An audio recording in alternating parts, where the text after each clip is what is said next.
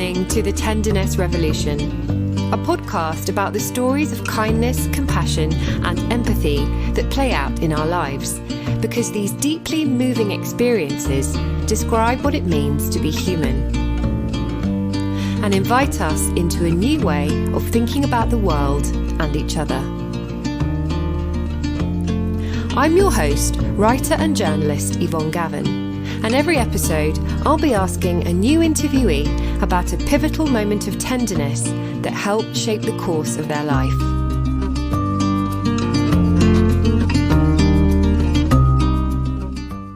Today, I had the absolute pleasure of chatting with the British writer, TV, stage and voiceover actress Miranda Keeling. You might have seen her appearing in shows such as EastEnders and Emmerdale, and heard her on the BBC in numerous radio plays. But Miranda has another talent, one that she's made into a book. It all started on Twitter around 10 years ago, when she started tweeting her observations about all sorts of things. A woman wearing a beautiful sari that billows in the breeze while she stands at a bus stop. A man taking funny selfies outside a building site. She'd post them on her account, and soon lots of people began following her and responding to her funny but also moving and quite profound observations. This went on for a while and led to her putting them all down in a book that's been beautifully illustrated, called The Year I Stopped to Notice. I think that we could all learn so much about each other and about what it means to be human just by observing each other more, and I absolutely love these witnessings that Miranda has captured. I couldn't help but read my favourite ones out during the course of the interview and was very relieved that Miranda approved of my delivery.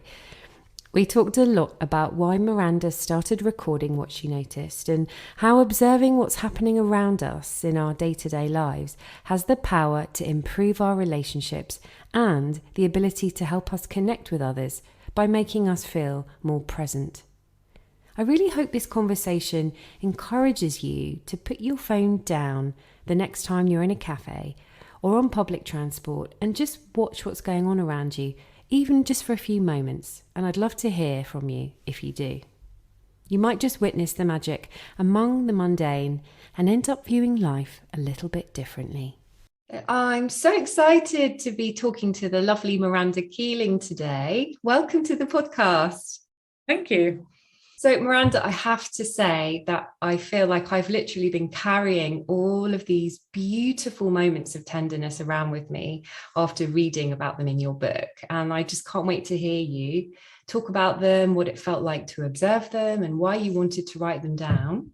But first, I want to start off, as I always do, by asking you to share a particular moment of tenderness with us that really means something to you. Because the idea behind the Tenderness Revolution podcast is that essentially our lives are made up of all these little stories stitched together. And when we shine a light on scenes where we felt a profound sense of connection to something bigger than ourselves, moments where we felt seen or understood, or that we had a deeper relationship to the world around us, it's as though we're awakened to a greater sense of meaning and purpose. So please do share your moment with us. So I've been thinking about this quite a lot because I didn't know whether to try and find something from my life before kind of the observing stuff. And I was talking to my friend about it recently, and we were sort of talking about exactly what you just said, which is that a lot of the material I've got is already kind of recording moments of tenderness. And it was really interesting that you said sometimes, did you say sometimes I put myself in them? Yeah. It's bizarre because what I've found, so what I'm going to do first is read you a couple of the types of moments of tenderness that I think are relevant. And then I'm going to end on the one that I want to kind of explore for this, just to give it a bit of context. So here's a couple of observations that I made. A homeless man on rainy Oxford Street thanks a passerby for giving him a sandwich. Before eating it, he uses the napkin to dry his damp dog. No, I remember there was lots of kind of response on Twitter about that one, but I remember personally just feeling really somebody said to me once that oh, homeless people shouldn't be allowed to have animals because because you have to look after them and stuff like that.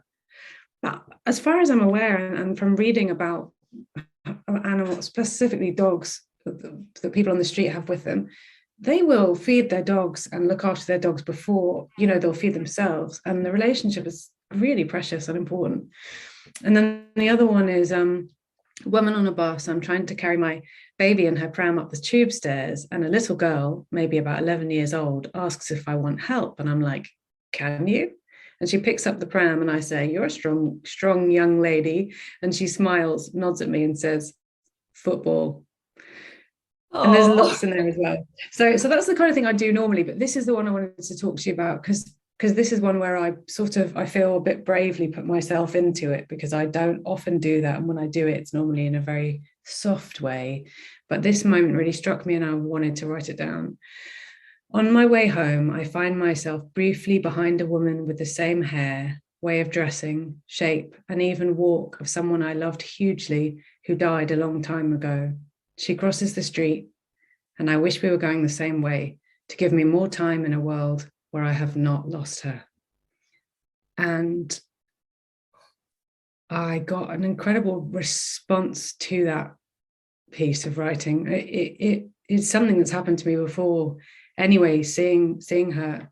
But the responses were really powerful. And I wanted to read you a few of them to give you a sense of what I mean. So Alan wrote to me saying, I had a friend, she died over 6 years ago. She's with me most days, still missed, still loved. It gets easier, but she was such a loss that she'll never be forgotten. And Claire says, I lost my sister-in-law some years ago, and this very same thing happened to me. It's not them, but for that moment you want to believe. And Cloffy says, grief is something you live with, isn't it? It has a habit of catching up with you when you least expect it. Amanda says, this happens to me often. It's weird. I never think someone looks like any of my living friends, but I often see someone who reminds me strongly of a friend who died. Our brains must be looking for them. And then this last one, Katie says, I get that. There's a grandparent who picks her grandson up from my school once a week. She looks and walks like my granny who died a long time ago. The first time I saw her, I just wanted to hug her, and now I just want to make sure she gets up and down the stairs safely. So this is just a fraction of them, but I felt seen, which is what I think you talk about, isn't it? I felt so seen, and I got the internet can be a funny place, and I didn't get any difficult responses. I just got these little outpourings of kind of, I hear you, I see you, I've been there, I have this angle on it. Yeah. Oh my gosh, there's so much in that I really want to sort of go into with you. Your description of seeing that woman who reminded you of someone that you really loved who died. I think it's what you do in your book, as in you're kind of describing how everything is connected. It feels like in your book you're sort of saying there's like this deep sense of humanity, that everybody is human and we all have this kind of humanity that connects us. And there are a few moments where there's one that I wanted to read out a little bit further on into the conversation, where a woman gets off a train and another woman gets on who looks just like her, and it's almost the same thing. It's like there's kind of echoes of yes. people. It's like, I do believe that, when we lose someone close to us, they in some way they stay with us, and it doesn't seem strange that you would see them in other people, or even that they could be part of another person as well. Or it's almost like you see the interconnected web that is what it means to be alive. That's what comes through. I love that as a description. You know about the myofascia that's kind of under the skin, in between the muscles and the skin in our bodies? Say, like, people who work on it say that you can release part of it because it's like a big net all over you. You can release part of it and it'll affect lots of other parts of your body, because we don't just I guess throw throw a pebble into a pond and nothing happens. There are these ripples, and underneath it, maybe the fish are disturbed in the way that they're swimming. And I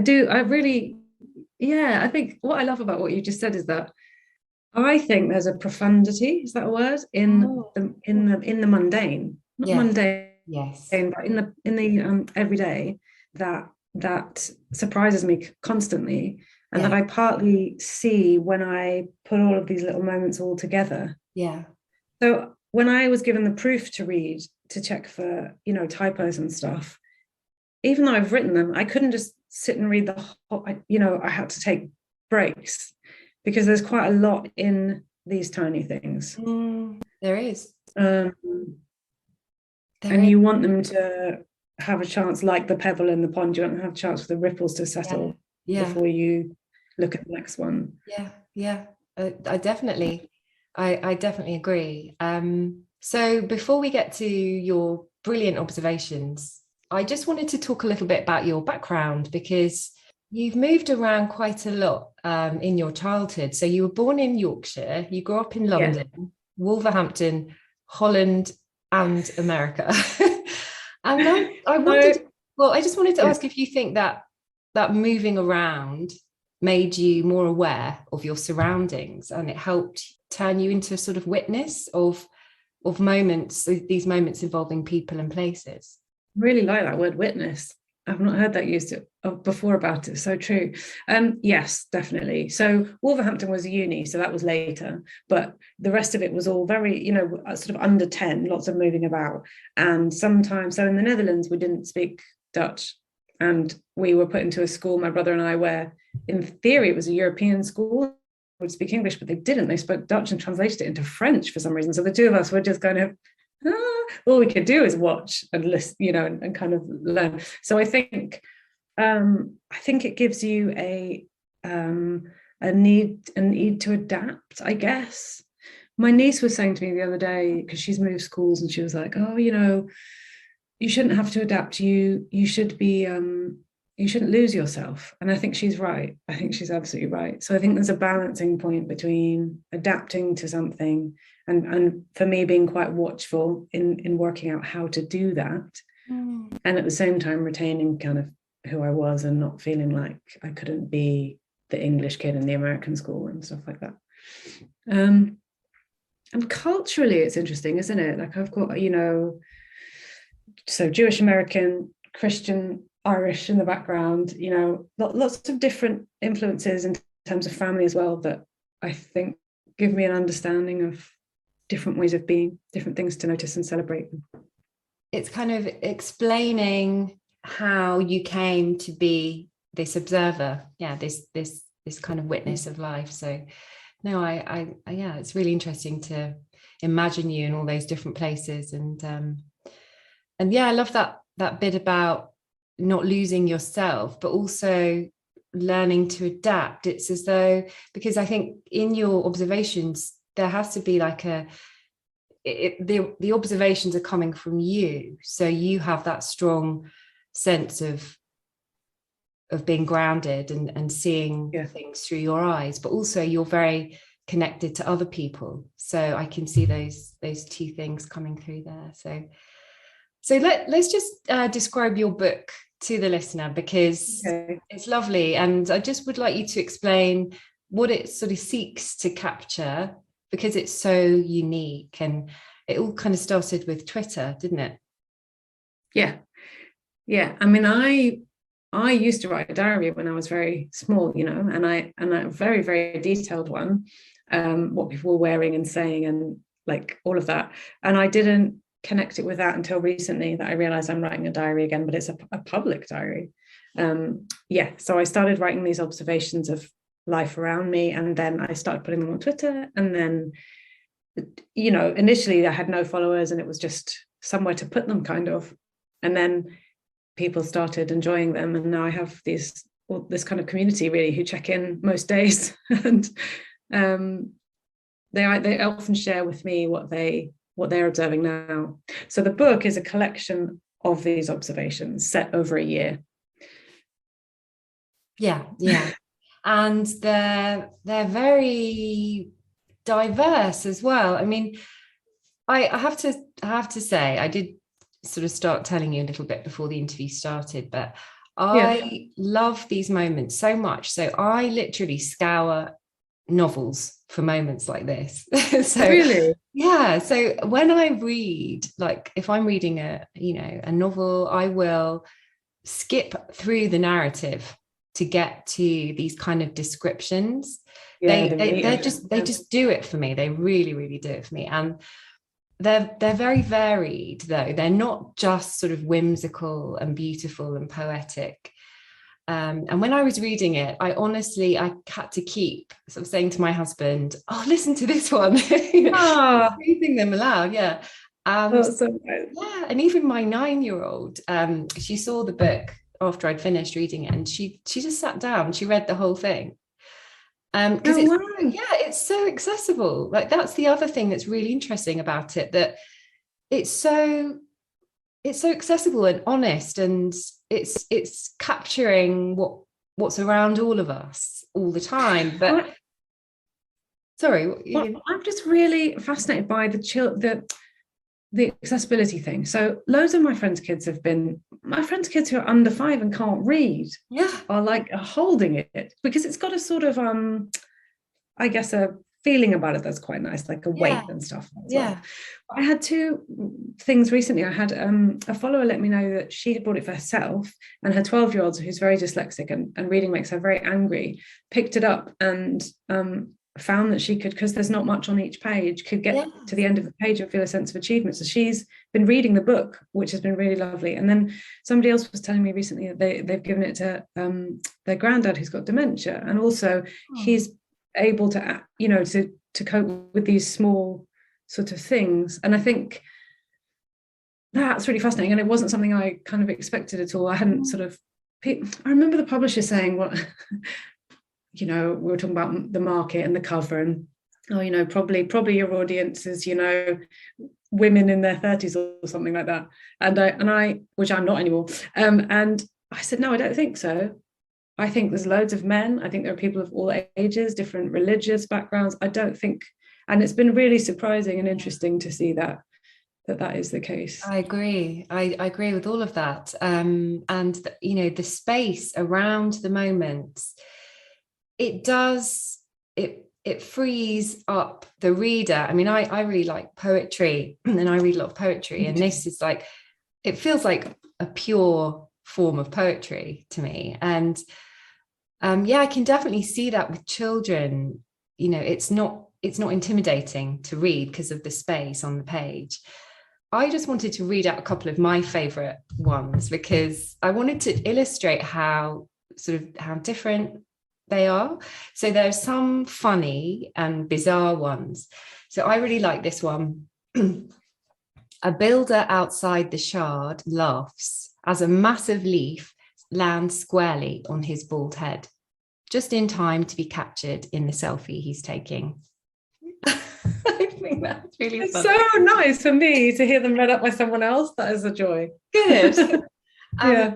And the one that I mentioned earlier, which, as I was saying before, it really makes me think about how we're all part of something, and we're all sort of this world, and we can witness the same surprising things if we're willing to notice.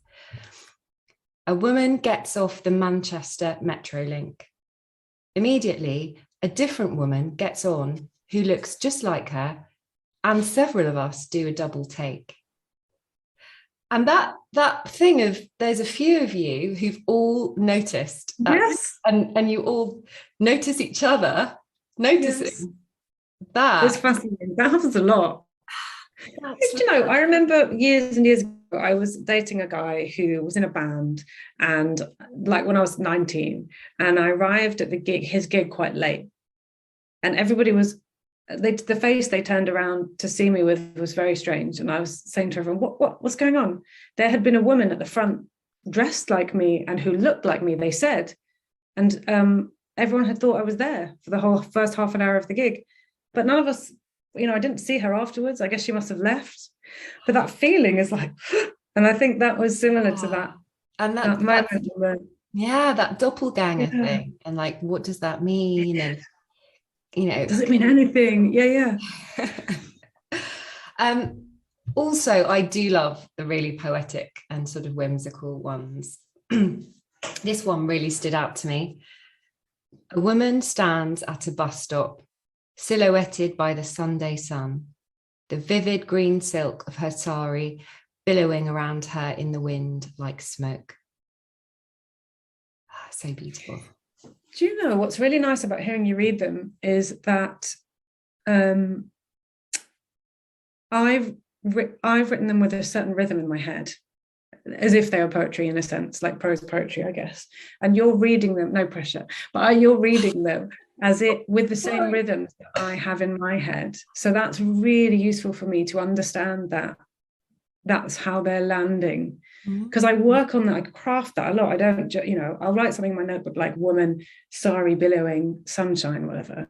And then later when I come to craft the observation, I really think a lot about those rhythms and the ones that are funny. How do I get at the comedy and pull it out so that it's in the right place. So thank you for that. I know exactly what you mean. That's such a relief. They say that this is going to make me sound very pretentious, but that Shakespeare, because there weren't directors in his time, one of the reasons that he used all of that very specific languages to direct his actors through the words, because and obviously I'm not comparing myself to Shakespeare, but it's interesting. Language is fascinating like that, isn't it? And interesting, I think, how you would have had these observations and witnesses and then written them down and then gone away. And I did read that you had added to some of them, or that some of them maybe are exactly as they were and others slightly changed, but I think that's also the beauty of it. If I change them, I try not to do that. It doesn't feel fair. But when Twitter had a very small, what's it called? Character limit. Yeah. Sometimes I couldn't fit the word woman in, so I'd have to say lady. Or I'd have to change things like that. Or I couldn't say, yellow. I might say pale or something to try and give that sense. But also, I guess if I heard an overhearing that I thought could ever offend anyone, I might change the name. Yes. Okay. Just so there's no way that anyone could be identified and feel embarrassed or something like that. Definitely. Yeah. So the book is set in London, and I think that's partly what makes it so special, because it's really eclectic, and you zoom in on all these different people and their different experiences that have this deep sense of humanity embedded in them. But there are observations in other places, like the northeast of England and the US. And I wanted to ask, did you notice like a different sort of energy or different rhythms in those places? Yeah, definitely. I mean, you must relate to that, actually, having lived all over, because it's very, very different. Durham time is different. When you're in a cafe or a bus queue or anything like that, it's got a sedateness to it somehow. And then in Brooklyn, where my cousin lives, it's all very loud and big and fast. And, even just being on the subway, everything's like whoosh. So I think it does, but it's also the same I don't know about where you are, but in the little parts of London, it's different. Yeah. You turn a street corner and you go from where I am, there's like this kind of quite almost villagey feel for London. And then you get out onto the, High Street, and suddenly it's traffic and all of this stuff. So I think there are really distinct atmospheres to every place. Yeah. Also sounds, if somebody left me a voice recording from Nepal, and just the birds in the background are different, and it's fascinating. Yeah. And I noticed that in the little conversations that you overhear. I think there was one in Durham where they were talking about he was ordering a coffee. And that really made me laugh, because I could actually hear the accent in my head. And it was it's funny, isn't it? Because that's the one of like do you want a coffee? What kind of coffee? A fancy one? No, just a cappuccino. A fancy one. Yeah. And I think I love that, because of course, in Durham there are amazing coffee shops and baristas who really know what they're doing. And I don't want, don't want somebody from Durham. My uncle's in Durham. I'm going there today actually. I don't want somebody to say, "Oh, come on," But it is that there's a particular type of Durham guy that people will recognise if they're from there. That reminds me of those two. Definitely, you captured it really well. So just going back to this idea of what your observations are. I've heard you say that you were inspired by haiku, and I wondered if at any point you thought of calling them poetry, or what you feel you would have had to have done to them in order for them to actually be considered poetry, or if a really good question. You were afraid that the audience would be somehow not as diverse, or they wouldn't have appealed to such a wide audience if you called them that. Really thought about this a lot, because I've read them twice on The Verb, which is a poetry program, and I always feel as though there are actual poets there, and I'm reading my things, and what's the difference? I guess what I have to just say that I'm totally ignorant of it. I mean, I know they don't fit the rules of haiku, but there is an atmosphere that is similar, and the atmosphere I would suggest is there's a sort of, I guess, a philosophical what's the word, ethos, or a thing that you're trying to do with a haiku, that thing of capturing the ocean in a drop of water. So you're in this small thing you're trying to encapsulate. What's my favorite haiku? Don't worry, spiders. I clean occasionally, or something like that.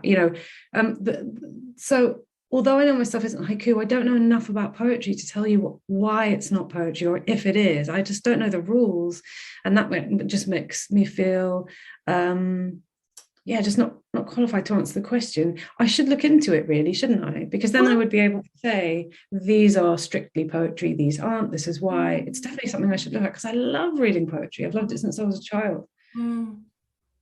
I all I know is I really enjoyed reading them as much, if not more, than I enjoy reading poetry. And I was just really thinking, what's the difference? What is it? Yeah, and I almost think it's literally just that intention, what you want to call it. But that's why it's an interesting book. And I do think that, from a publisher's point of view, it can go in different places. For example, like on the till, or I think poetry, actually calling something poetry, can limit it. I think that's what's interesting.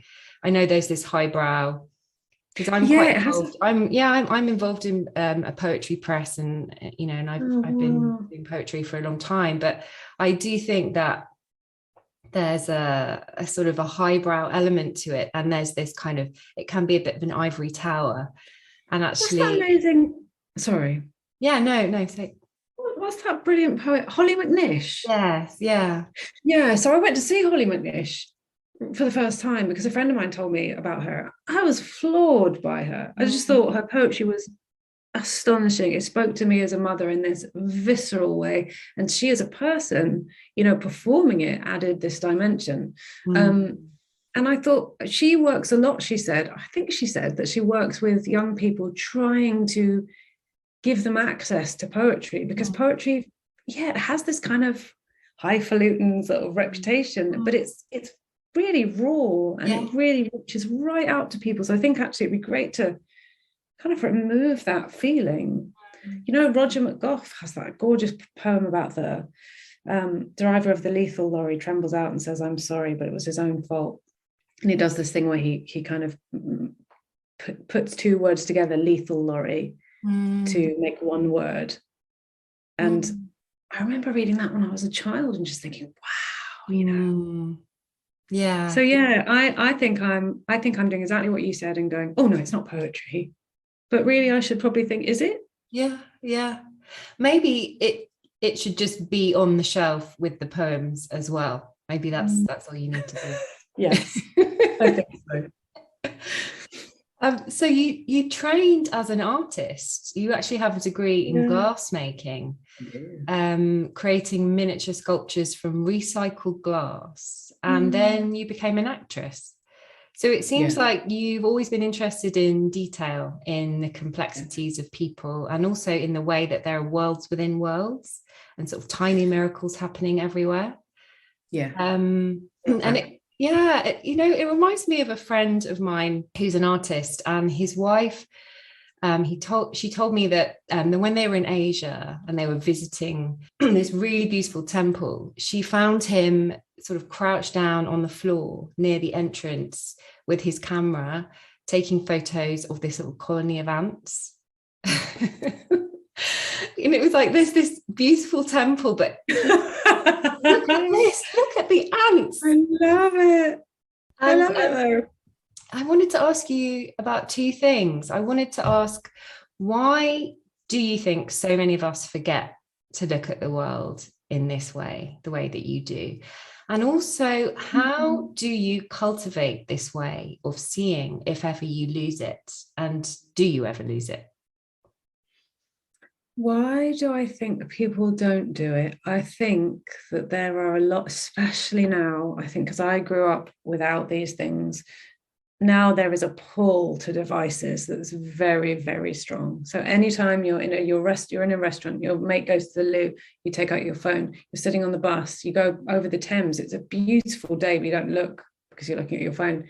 I think we have things designed to stop us noticing reality and to get us to notice something that is a world in itself, So I think that's one of the reasons. I think also the news, and what's happening in the world is constantly super bad, a lot of it. And the positive things that are happening, which are happening all the time concurrently, I don't know that they raise to our awareness enough. And so we feel almost a guilt, that I can understand that we should be thinking about, but what about this? Why am I noticing this leaf? Because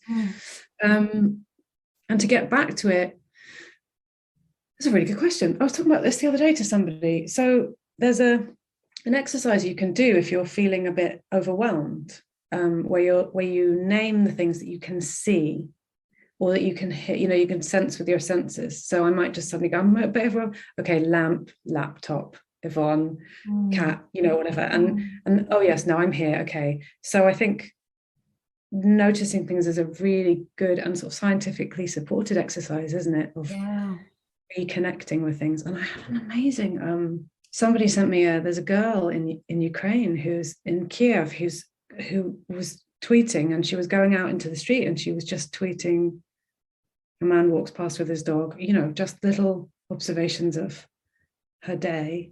And they just sent it to me because they said, I think she's using a similar, obviously she's in a terrible place and it's not comparable. I'm so privileged to be here, right? But that sense that you can't change the big things, but you can focus in on something small that, that can help. Yeah. And that's so interesting. I actually wanted to ask you about that thing of the phone thing, because I wondered if you had to make a really conscious effort to look at your phone less when you were sort of engaging in this, because it's just everywhere. It's an addiction. We're not even aware of how bad it is. And a lot of the observations take place in cafes and on trains and on buses when most people would be on their phones, all wrapped up in their internal dialogue. And I wondered, did that used to be you, or have you always been? Yeah, I think it's a constant push and pull, isn't it? We're always trying to find that balance all the time. I've now got a really strict rule with myself that on non-nursery days, when I have my daughter with me, then I don't use it at all. Or not at all, but I just use it for things like the sat nav and stuff, because I've just got such a sense of how quickly she's growing up and how she'll be at school soon, and I've actually had to get quite strict with myself, because I keep thinking about the word tenderness because of the podcast, and I just keep thinking about how, in order to really focus in on these things, that you have to get to kind of a tender place with them. So I have to have the distractions away, and to be really just sitting there to realize that under the table of the cafe there's a dog asleep on a man's foot, but I've only just noticed it because I've just slowed down, and the other things have fallen away for a second, and I've really looked, because maybe the dog's the same color as his shoes slightly, and I would have missed it. So I do think we have to be quite strict with ourselves about it, because it's hard. It's designed to be hard to leave. Yeah, definitely. I think we need to be more disciplined, I think, than before these devices existed, because of the way that they impact us. But what you do, it's a bit like meditation. It's so I've heard it said that what poets do when they observe, they're practicing like pure present moment awareness. And I think there's something quite spiritual about what you do. And it makes me think of Eckhart Tolle's book, The Power of Now. So in The Power of Now, he talks about like being in the present moment. And one of the things that really stuck with me that he said in that book was that if you're always in the present moment, then you're not going to miss out on your life or have any regrets. So right, huh? You're always there in the moment. And every time you're observing one of these beautiful interactions or funny little moments, you're there, right there in the present moment. You're not in your internal dialogue. You're not on your phone. And I often write them in the present tense, because they're almost in present tense. I'll see it and then I'll try and write it down really fast. It really helps when I almost always have a notebook. I forgot one the other day. It's annoying. But committing it to paper is better for me. The paper isn't trying to drag me into it. It's just there. I'm just, if it's an overheard conversation, and sometimes I will record it into my phone, because I can't write it down quickly enough to get it quite right. But I would never record the person speaking. That would be weird.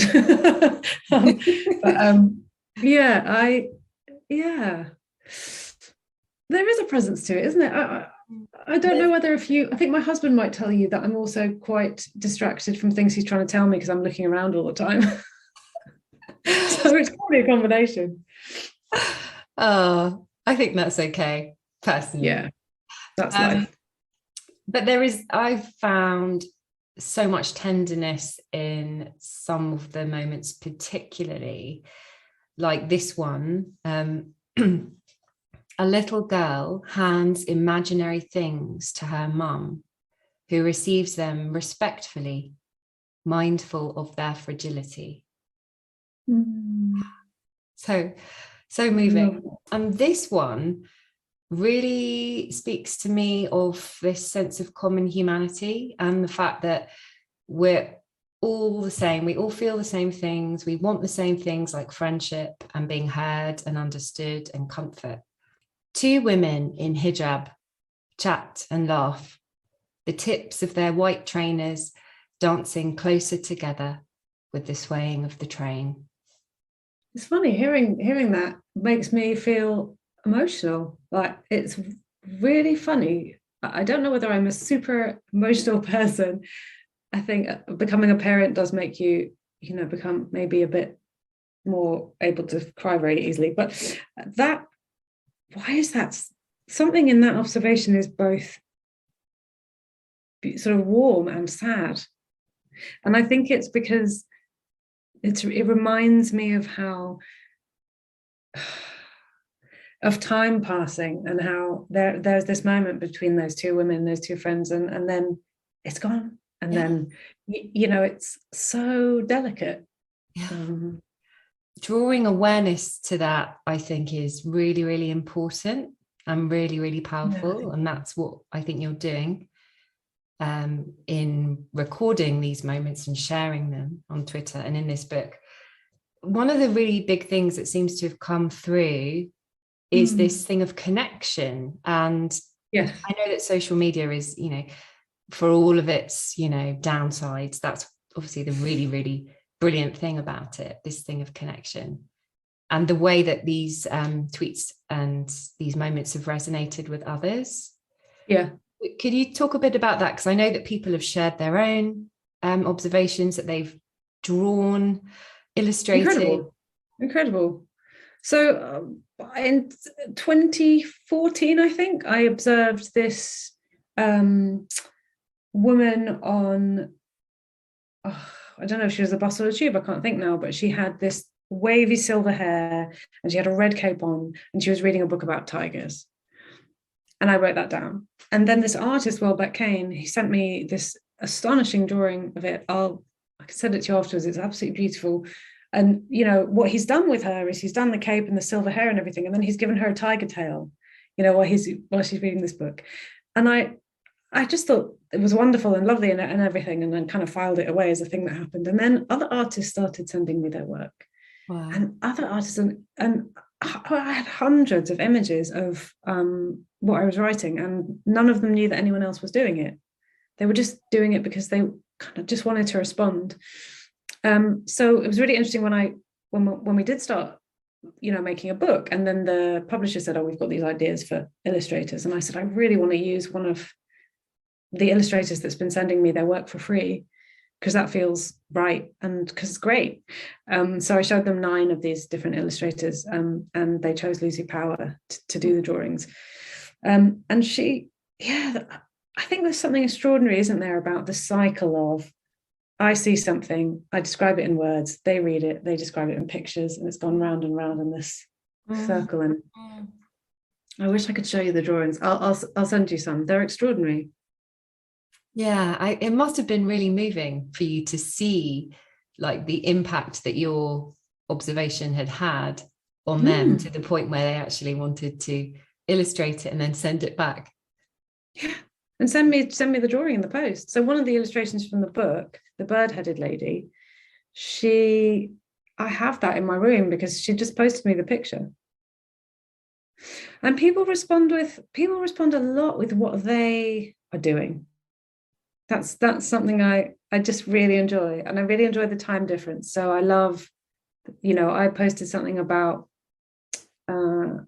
you know, having a coffee or something, and this guy says, "Oh, I'm in wherever he was. I'm just turn the lights out and going to bed, you know, and my dog's asleep in the corner," kind of thing. I'm just like, you know, that's beautiful, isn't it? Those kind of connected things. But it's so I really do enjoy it. That web. Yeah, exactly. And I heard you say in the talk that you did that someone had suggested that a whole load of you meet up in a group and go around observing things and writing things down together. Yeah. I think that's such a fantastic idea. It's a great idea. I haven't done it. I've been asked again recently. I should organise that. I think that'd be great. I did a really lovely talk recently for a charity called From Me to You. They're very cool. They're very, basically it's about writing to cancer sufferers to, so that they have real letters that you can touch. Anyway, the point is not who they are, but the point is that the talk was with people from kind of all over, and it was all on Zoom. And I did this exercise where I've never done it before. It was lovely, where I got everybody to try and write an observation of their surroundings, describing their the room they were in, and really focusing on their senses. What could they see? What could they hear? What could they taste? What could they touch? All that. And then we read them all out together at the end, like a long poem. And it was astonishing. I think there's something there that could work with the notebook thing, you know, where we all go to the same place, and I point to a tree in a park and a bike that's tied under it, and I say to everyone, let's describe it, and then we read it. And I bet our descriptions would have these lovely differences and similarities there'd be lots to talk about, I think. There would. And I loved when you described what happened when you actually did go with someone almost to do that as an experiment, and you went to lift Yes. the leather chair. Could you Yes. explain about So that? that was yes. So we both had a notebook, and the thing that we saw was in an estate, and there was a chair on its side, and it had this kind of stuffing coming out of it, and it was surrounded by just weeds, growing up from the ground. Anyway, we wrote a description, but when we looked at our descriptions, we had both compared the chair to a fallen soldier in a field of poppies, which is kind of amazing to me that that metaphor came up for us both. And who knows how many people that would come up for, but it was fascinating. It's just a chair,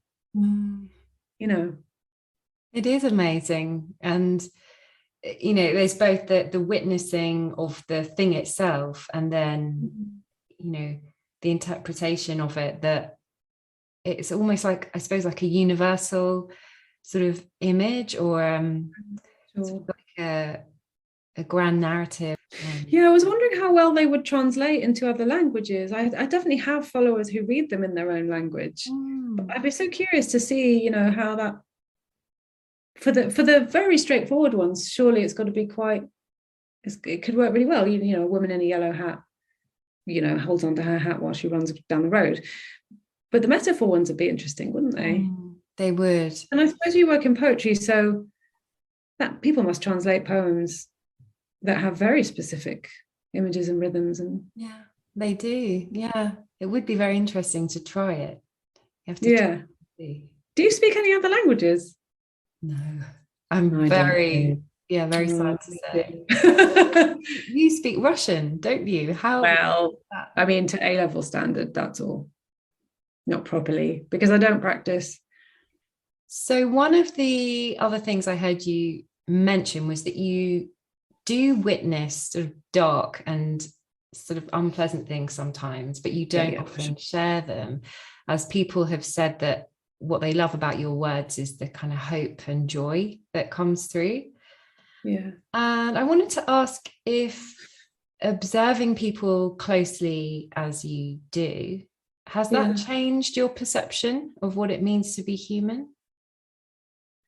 I think that's a beautiful question. And I think it's given me a lot of senses of how similar we are, and how when somebody, I'd struggle to describe exactly why this is the case, right? But I feel like I sense more and more that when somebody is being aggressive or difficult or whatever it is that's happening, just this sense within them that they're not feeling good. I know that sounds really basic, but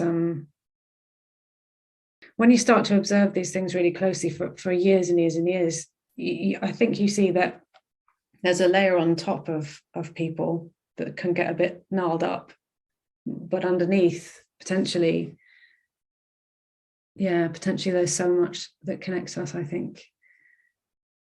It reminds me of meditating, which I do anyway. I practice silent meditation.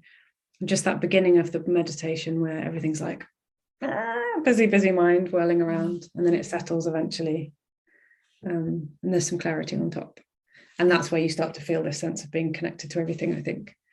Yeah Gosh, that resonates so much. So I was actually thinking to myself that I wondered if you had that sense of basic goodness, and I had a feeling that you did, and it reminds me of that, because I have that same sense about people too. And I don't know if you know Tara Brach, Buddhist meditation teacher. Yeah, I mean, I don't know her, but I know of her. Yeah. So she describes how people wear this spacesuit, that everyone's kind of wearing a spacesuit of like difficult experiences and from the past and difficult feelings, and underneath, like, that's our sort of true self, like the basic goodness that makes up all of us. And I think I get the sense that when you really observe people closely, you actually get underneath to the truth of people, which is that when people act in difficult and sort of unkind ways, it's really because of these difficult things that they're carrying around, these things that, yeah, they're being triggered. I felt that from reading your words. Thank you. I think that feels right to me. There's a meditation technique where you look at the contents of your mind, and then there's the one where you try and notice who is noticing the contents of your mind, who is the watcher, and where are they? And you try and locate that watcher is it in your head? Well, no, that doesn't. And that's when, in theory, you can start to think about yourself as being in your body, but also sort of outside of it and everywhere.